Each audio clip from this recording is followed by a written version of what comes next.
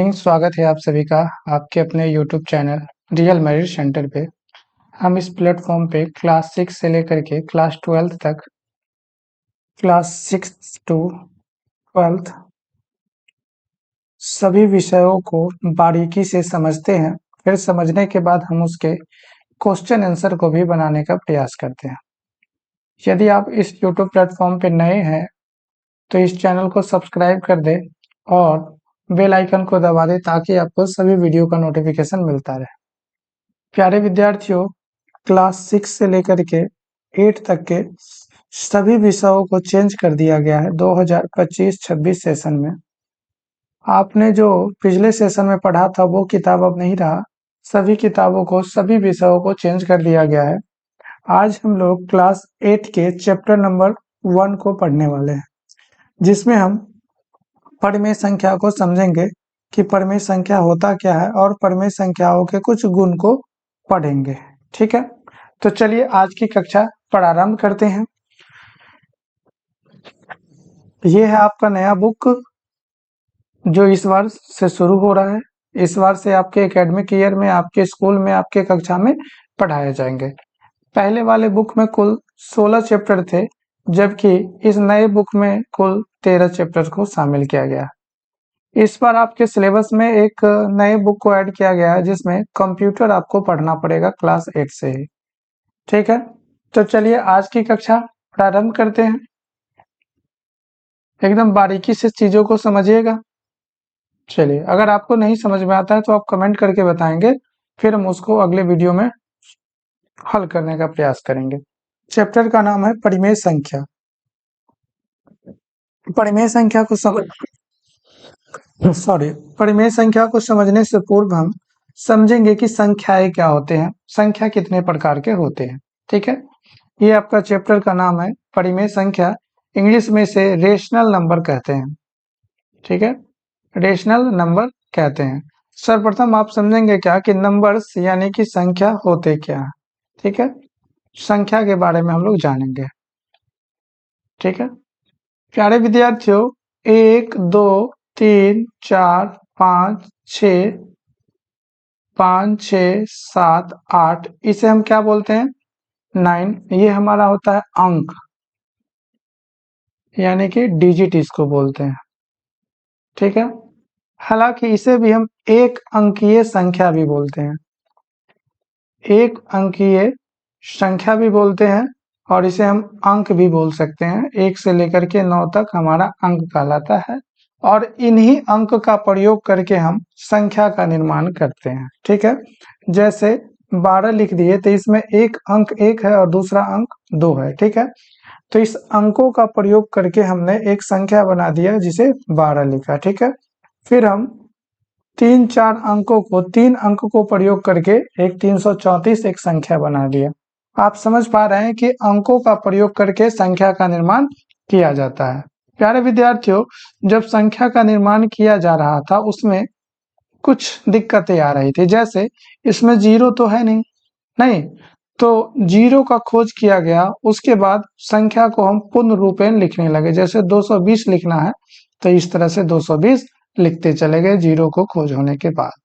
ठीक है, आइए समझते हैं संख्याओं के प्रकार को कि संख्या होते कितने प्रकार के। जैसे जब हम लोग जन्म लेते हैं तो दादा नाना या फिर अंकल आंटी के गोद में खेलते हैं, उस समय हमें सिखाया जाता है 1 2 3 4 5 6, अर्थात हमें काउंटिंग सिखाई जाती है, गिनती सिखाई जाती है। और इसे सीखने के लिए हम कहीं किसी क्लास में नहीं जाते हैं और हमें जबरदस्ती कोई नहीं सिखाता है, अर्थात हम एक दूसरे से सुन करके इसे सीख लेते हैं। मतलब इसे हम प्राकृत रूप में सीखते हैं। तो इसे हम 1 से लेकर के अनंत तक की संख्याओं को प्राकृत संख्या कहते हैं। इंग्लिश में इसे हम नेचुरल नंबर कहते हैं। ठीक है, अब देखिए इस संख्या में शून्य को जब शामिल कर लेते हैं, शून्य 1 2 3 4 5 6 डॉट डॉट डॉट। ठीक है, देखिए ये संख्या अपूर्ण था। ठीक है, हम इन अंकों की मदद से 100 नहीं लिख पा रहे थे। ठीक है, उसके बाद शून्य का खोज हो गया और शून्य को जब हम इस प्राकृत संख्याओं के समूह में शामिल कर लिए, तब हमने इसे नाम दे दिया पूर्ण संख्या। ठीक है, इसे याद रखेंगे इस रूप में। पूर्ण संख्या में क्या कहते हैं? प्राकृत संख्याओं के समूह में यदि शून्य को शामिल कर लिया जाए तो हम उसे पूर्ण संख्या का नाम देते हैं, उसे पूर्ण संख्या कहते हैं। ठीक है, देखिए अब हम समझेंगे धनात्मक संख्या। धनात्मक संख्या, देखिए ऊपर आप जितने भी संख्या देख रहे हैं 1 2 3 4 5 डॉट डॉट डॉट, ये सभी कैसी संख्याएं कहलाती है? धनात्मक संख्या कहलाती है। अर्थात जिस संख्या में माइनस का चिन्ह नहीं लगा हो वो सभी धनात्मक संख्याएं कहलाती है। ऋणात्मक संख्या,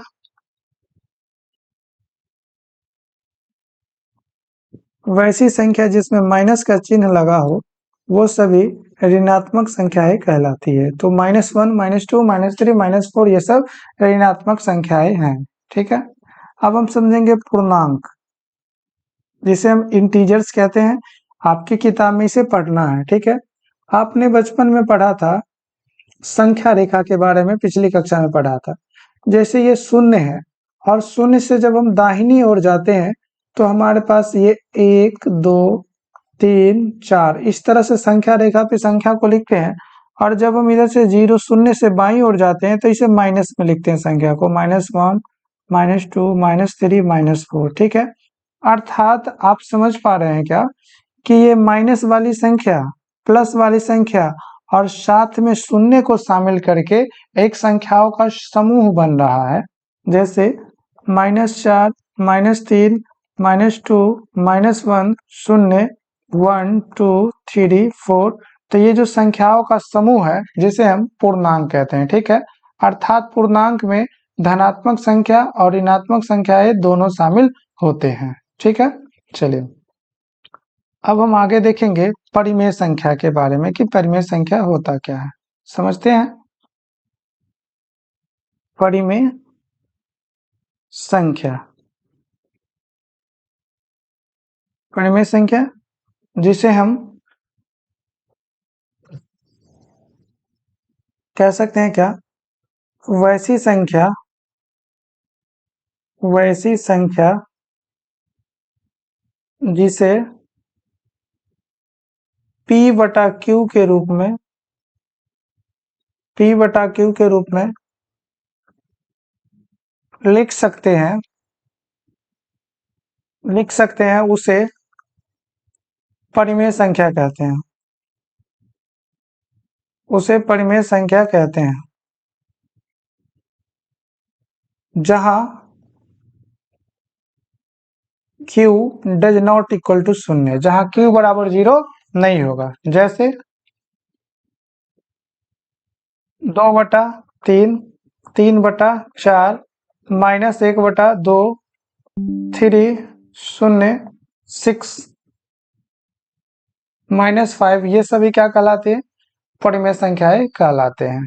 ठीक है, देखिए एक चीज और समझेंगे कि मैथमेटिक्स में मूल रूप से 4 क्रियाएं होती है, चार गणितीय क्रियाएं हैं, जोड़, घटाव, गुणा, भाग। ठीक है, इन 4 क्रियाओं को हम इसमें देखेंगे, इसमें पढ़ने का प्रयास करेंगे। ठीक है, चलिए देखते हैं आगे। देखिए यहाँ पर क्या है, परिमेय संख्याओं के गुणधर्म को समझेंगे हम। हमें ये पहला क्या दिख रहा है यहाँ पे? संवृत। तो हम समझते हैं कि संवृत होता क्या है। ठीक है, सर्वप्रथम हम समझेंगे कि संवृत होता क्या है। प्यारे विद्यार्थियों, जोड़, घटाव, गुणा, भाग। ठीक है, यदि हम पूर्ण संख्या को लेते हैं और पूर्ण संख्या का जोड़, घटाव, गुणा या भाग करते हैं तो हमें रिजल्ट भी अगर पूर्ण संख्या प्राप्त होता है तो हम ये कह सकते हैं कि वो आपस में संवृत है। ठीक है, जैसे 4 भी एक पूर्ण संख्या है और 3 भी एक पूर्ण संख्या है। जब इसको जोड़ेंगे तो हमें 7 प्राप्त होगा और 7 भी हमारा क्या है? पूर्ण संख्या है। 3 भी पूर्ण संख्या है, 4 भी पूर्ण संख्या है और 7 भी पूर्ण संख्या है। अर्थात ये पूर्ण संख्याओं का जोड़ पूर्ण संख्या प्राप्त हो रहा है, तो हम इसे कह सकते हैं क्या कि पूर्ण संख्या का योग संवृत कहलाता है। ठीक है, आइए समझते हैं इसमें। देखिए यहाँ पे आपका क्या दे दिया गया है, ये पूर्ण संख्याएं दी गई है और इस पूर्ण संख्या का योग देखिए, यह शून्य भी पूर्ण संख्या और 5 भी पूर्ण संख्या है। जब 0 में 5 को जोड़ते हैं तो हमें 5 प्राप्त होता है और ये तीनों क्या है, एक पूर्ण संख्या है। तो हम ये कह सकते हैं क्या कि पूर्ण संख्या का योग के अंतर्गत क्या वो एक संवृत है। जब हम कोई भी पूर्ण संख्या को जोड़ेंगे, 4, 8 ये पूर्ण संख्या जब जोड़ेंगे तो ये 12 प्राप्त होगा, अर्थात पूर्ण संख्या का योग संवृत कहलाता है। ठीक है। व्यकलन, व्यकलन का मतलब होता है व्यवकलन। इसका मतलब सीधा समझिए, इसका मतलब होता है घटाव। ठीक है। जब हम दो पूर्ण संख्याओं को आपस में घटाते हैं तो उसका घटाव जो हमें प्राप्त होता है वो पूर्ण संख्या नहीं प्राप्त होता है, बल्कि वो ऋणात्मक संख्या भी प्राप्त हो सकता है। तो हम पूर्ण संख्या के घटाव को समृद्ध की श्रेणी में नहीं रखेंगे। ठीक है। जैसे 2 है और इसमें से 4 को घटा लेते हैं तो हमें -2 प्राप्त होता है। प्यारे विद्यार्थियों, 2 तो पूर्ण संख्या है, ये -4, ये 4 भी पूर्ण संख्या है, लेकिन हमारा जो रिजल्ट प्राप्त हुआ ये -2, ये पूर्ण संख्या नहीं है, ये ऋणात्मक पूर्णांक है, ऋणात्मक संख्या है।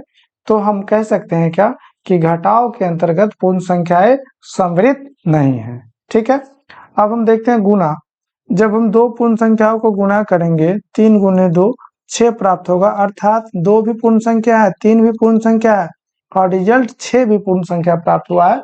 अर्थात हम ये कह सकते हैं क्या कि पूर्ण संख्या का गुणा, गुणा के अंतर्गत ये क्या होता है, समृद्ध होता है। जब हम दो पूर्ण संख्या को गुणा करेंगे तो हमें पूर्ण संख्या प्राप्त होगा, अर्थात पूर्ण संख्याओं का गुणा समृद्ध कहलाता है। ठीक है। उसी प्रकार जब हम पूर्ण संख्याओं को भाग देंगे तो हमें जो संख्या प्राप्त होगा ये परिमेय संख्या प्राप्त होता है। जब हम दो पूर्ण संख्या को लेते हैं और उसको आपस में भाग देते हैं तो यह परिमेय संख्या प्राप्त होता है। ये हमें पूर्ण संख्या प्राप्त होना चाहिए था, जबकि प्राप्त क्या होता है, परिमेय संख्या। अर्थात हम ये कह सकते हैं कि पूर्ण संख्याओं का भाग समृद्ध नहीं होता है। ठीक है। पूर्ण संख्या जैसे 3 है, इसको 4 से भाग दे देंगे तो ये 3/4 प्राप्त होगा। देखिए 3 भी पूर्ण संख्या है, 4 भी पूर्ण संख्या है, जबकि 3/4 एक परिमेय संख्या है, अर्थात पूर्ण संख्याओं का भाग हमें पूर्ण संख्या नहीं प्राप्त होता है, इसलिए पूर्ण संख्या का भाग आपस में समृद्ध नहीं होता है। ठीक है। आप इसे समझ चुके होंगे पूर्ण संख्या में। आइए समझते हैं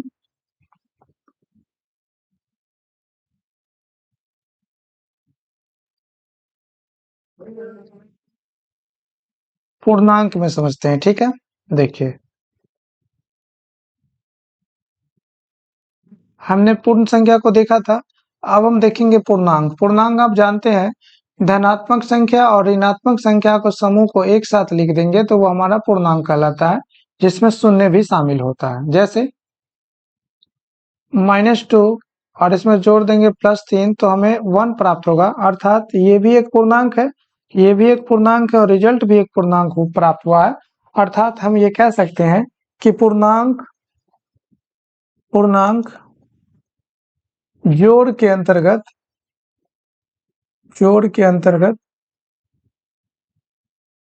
समृद्ध है। पूर्णांक जोड़ के अंतर्गत क्या है, समृद्ध है। ठीक है।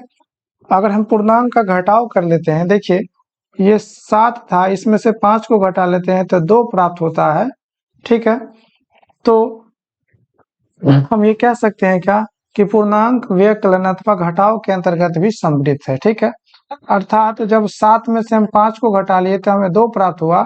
देखिए 7 भी एक पूर्णांक है, 5 भी एक पूर्णांक है और 2 भी हमें एक पूर्णांक प्राप्त होता है। तो हम ये कह सकते हैं क्या कि पूर्णांक घटाव के अंतर्गत समृद्ध होता है। ठीक है। सिमिलरली जब हम पूर्णांक को गुणा करेंगे, 5 को 8 से गुणा करते हैं तो हमें 40 प्राप्त होता है। 5 भी एक पूर्णांक है, 8 भी एक पूर्णांक है, हमें 40 भी एक पूर्णांक प्राप्त हुआ है। तो हम ये कह सकते हैं क्या कि पूर्णांक गुणा के अंतर्गत क्या होता है, समृद्ध होता है। ठीक है। अब हम समझते हैं भाग। जब हम पूर्णांक को भाग देते हैं, जैसे 5 को यदि हम 8 से भाग देते हैं तो हमें 5/8 प्राप्त होता है। देखिए 8 एक पूर्णांक है, 5 भी एक पूर्णांक है, जबकि 5/8 एक परिमेय संख्या प्राप्त हुआ है। तो हम ये कह सकते हैं कि पूर्णांक भाग के अंतर्गत सम्मिलित नहीं होता है। ठीक है, आपने समझा पूर्णांक जोड़ के अंतर्गत सम्मिलित है, घटाव के अंतर्गत सम्मिलित है, गुणा के अंतर्गत सम्मिलित है, जबकि भाग के अंतर्गत सम्मिलित नहीं है। ठीक है, चलिए अब हम देखेंगे परिमेय संख्या। आप पीछे पढ़ चुके होंगे परिमेय संख्या की परिभाषा। कह रहा है कि वैसी संख्या परिमेय संख्या कहलाती है जिसे p बटा q के रूप में लिखा जा सकता है, जहां p और q क्या होते हैं, पूर्णांक होते हैं, जहां q does not equal to 0, मतलब q का मान 0 नहीं होगा। जैसे -2/3 एक परिमेय संख्या है, 6/7 भी एक परिमेय संख्या है, 9/-5 भी एक परिमेय संख्या है, 0 भी एक परिमेय संख्या है, -2, 4 ये भी एक परिमेय संख्या है। जब हम परिमेय संख्या को आपस में जोड़ते हैं तो हमें उसका रिजल्ट भी परिमेय संख्या प्राप्त होता है। तो हम ये कह सकते हैं कि परिमेय संख्या जोड़ के अंतर्गत क्या है, सम्मिलित है। जब हम परिमेय संख्या को जोड़ेंगे तो वो जोड़ के अंतर्गत क्या होगा, सम्मिलित होगा। ठीक है, चलिए नेक्स्ट देखते हैं। जब हम परिमेय संख्या का घटाव करते हैं, तो जब हम परिमेय संख्या को घटाव करेंगे तो घटाने के बाद जो हमें रिजल्ट प्राप्त होगा वो भी एक परिमेय संख्या ही प्राप्त होता है, अर्थात परिमेय संख्या घटाव के अंतर्गत भी एक सम्मिलित होता है। परिमेय संख्या घटाव के अंतर्गत भी क्या है, सम्मिलित कहलाता है। फिर हम जब परिमेय संख्या को गुणा करेंगे आपस में, देखिए ये 2-2/3 और 4/5 परिमेय संख्या है। जब हम इसको गुणा करते हैं तो -8/15 प्राप्त होता है। ये -8/15 भी क्या है, एक परिमेय संख्या, अर्थात परिमेय संख्या का गुना परिमेय संख्या प्राप्त होता है। तो ये हमारा क्या कहलाता है, परिमेय संख्या का गुना भी आपस में सम्मिलित होता है। ठीक है, आपने यहाँ पे देखा परिमेय संख्या का जोड़ आपस में सम्मिलित है, घटाव भी सम्मिलित है और गुना भी सम्मिलित है। ठीक है, आइए समझते हैं भाग को, देखते हैं। देखिए ये परिमेय संख्या का भाग है। जब हम -5/3 को भाग दे देते हैं 2/5 से तो हमें प्राप्त होता है -25/6। देखिए ये भी परिमेय संख्या है, ये भी परिमेय संख्या है और रिजल्ट भी हमें परिमेय संख्या प्राप्त हुआ है। अर्थात हम ये कह सकते हैं कि परिमेय संख्याओं का भाग सम्मिलित कहलाता है। परिमेय संख्या भाग के अंतर्गत क्या होता है, सम्मिलित होता है। ठीक है, इसमें देखिए आपका जो आपने अभी ऊपर पढ़ा है उससे रिलेटेड आपको प्रयास करने के लिए दिया है, बनाने के लिए दिया है। कह रहा है कि परिमेय संख्या योग के अंतर्गत सम्मिलित है, तो हाँ है। घटाव के अंतर्गत सम्मिलित है, आपने पीछे देखा, तो हाँ है। गुणा के अंतर्गत भी क्या है, सम्मिलित है, जबकि भाग के अंतर्गत सम्मिलित नहीं है। ठीक है, पूर्णांक देखिए योग के अंतर्गत सम्मिलित है, तो हाँ बिल्कुल है। घटाव के अंतर्गत भी है, गुणा के अंतर्गत भी क्या है, ये सम्मिलित है, जबकि भाग के अंतर्गत सम्मिलित नहीं है। ठीक है, पूर्ण संख्या योग के अंतर्गत सम्मिलित है, घटाव के अंतर्गत भी सम्मिलित है, गुणा के अंतर्गत भी ये सम्मिलित है, जबकि भाग के अंतर्गत सम्मिलित नहीं है। ठीक है, पूर्ण संख्या घटाव के अंतर्गत सम्मिलित नहीं होगा, क्योंकि आपने यहाँ देखा था 4 है और इस 4 में से 5 को घटा लेते हैं तो ये -1 प्राप्त होता है, और -1 क्या है, ऋणात्मक पूर्णांक है। अर्थात पूर्ण संख्या ये 4 है, 5 भी पूर्ण संख्या है, जबकि -1 क्या है, एक ऋणात्मक पूर्णांक है।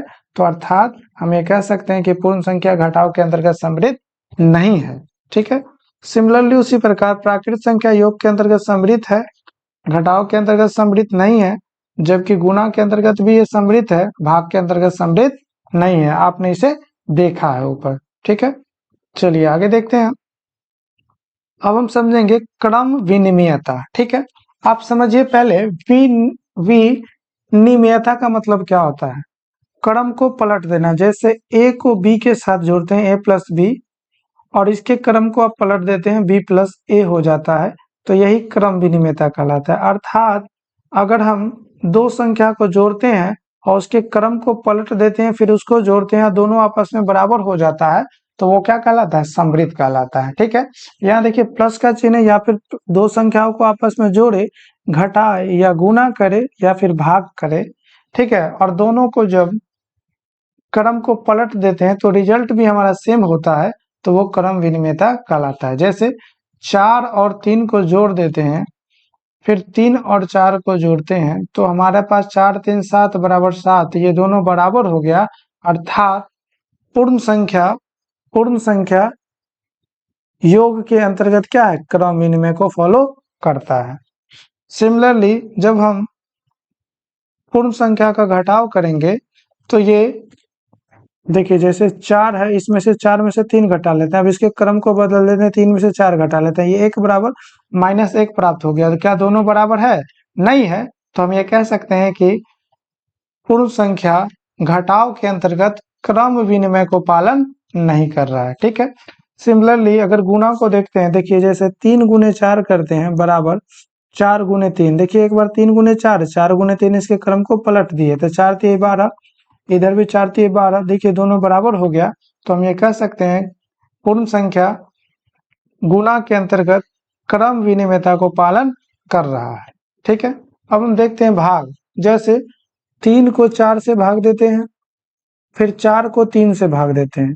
तो जब 3 को 4 से भाग देंगे तो ये 3/4 हो जाएगा, और 4 को 3 से भाग देंगे तो ये 4/3। क्या दोनों आपस में बराबर है? नहीं है। तो हम ये कह सकते हैं क्या कि पूर्ण संख्या भाग के अंतर्गत क्रम विनिमयता को फॉलो नहीं कर रहा है। ठीक है। चलिए आगे देखते हैं। अब हम समझेंगे पूर्णांक को कि क्या पूर्णांक क्रम विनिमयता को फॉलो कर रहा है या नहीं कर रहा है। देखिए जब हम दो पूर्णांक को आपस में जोड़ेंगे, जैसे 3 जोड़ 5, फिर इसके क्रम को पलट देते हैं, 5 जोड़ -3 करते हैं। ठीक है। जब 5 में से 3 घटा लेंगे ये 2 हो जाएगा, फिर यहाँ भी 5 में से 3 जाएगा, ये 2 हो जाएगा। अर्थात योग के अंतर्गत पूर्णांक भी क्रम विनिमयता को फॉलो कर रहा है। ठीक है। आपने यहाँ पे देखा जब हम घटाव करते हैं पूर्णांक का, तो घटाव के अंतर्गत ये क्रम विनिमयता को फॉलो नहीं करता है। ठीक है। जैसे समझिए यहाँ पे ये 3 है, इसमें से 5 को घटा लिए। ठीक है। फिर हम क्या करते हैं, इसके क्रम को पलट देते हैं, इस 5 में से 3 को घटा लेते हैं। देखिए ये -2 है और ये +2 है। क्या ये दोनों बराबर है? नहीं है। तो घटाव भी क्रम विनिमयता को फॉलो नहीं करता है, जबकि गुणा क्रम विनिमयता को फॉलो करेगा। ठीक है। -3 गुने 4 या फिर 4 गुने -3 करेंगे तो ये -12 बराबर -12 हमें प्राप्त होगा। अर्थात गुणा क्रम विनिमयता को फॉलो कर रहा है। ठीक है। अब हम देखते हैं भाग में, भाग क्या क्रम विनिमयता को पालन कर रहा है या नहीं करता है। ठीक है। आइए समझते हैं। देखिए